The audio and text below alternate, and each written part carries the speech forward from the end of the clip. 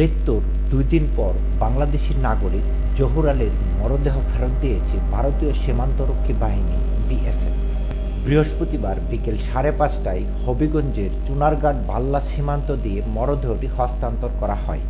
এ সময় বাংলাদেশ-ভারত বাল্লা সীমান্তে দুই দেশের সীমান্তরক্ষী বাহিনী বিজিবি ও বিএসএফের ঊর্ধ্বতনরা উপস্থিত ছিলেন। তাদের উপস্থিতিতে ভারতীয় পুলিশ বাংলাদেশ পুলিশের কাছে মরদেহটি হস্তান্তর করেন। নিহত জহুর-আলী চুনারঘাট উপজেলার গাজীপুর ইউনিয়নের পশ্চিম ডুলনা গ্রামের মনসুব উল্লাহর ছেলে।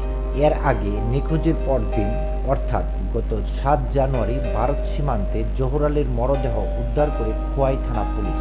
চুনারঘাট থানার ইন্সপেক্টর মোহাম্মদ শফিকুল ইসলাম বলেন, বাল্লা সীমান্তে বিজিবি, বিএসএফ ও জনপ্রতিনিধিদের উপস্থিতিতে খোয়াই থানার উপপরিদর্শক ও মামলার তদন্তকারী কর্মকর্তা শুভঙ্কর দেব বর্মা জহুর-আলীর মরদেহ আমাদের কাছে হস্তান্তর করেছে। ভারতীয় পুলিশের বরাতে তিনি বলেন, জহুর-আলীর দেহে গুরুতর কোনো জখম নেই। ময়নাতদন্ত রিপোর্ট পেলে বিস্তারিত জানা যাবে।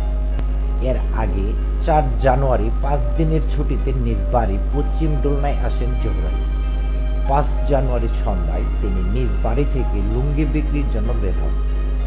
পরবর্তীতে অনেক সময় অতিবাহিত হওয়ার পরও তিনি বাড়িতে ফিরে না আসায় পরিবারের লোকজন তাকে খোঁজাখুঁজি শুরু করেন।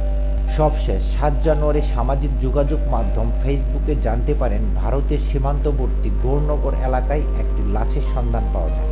লাশটি ভারতের খোয়াই টাউন পুলিশ উদ্ধার করে ময়না তদন্তের জন্য খোয়াই টাউন সরকারি হাসপাতাল মর্গে পাঠিয়েছে।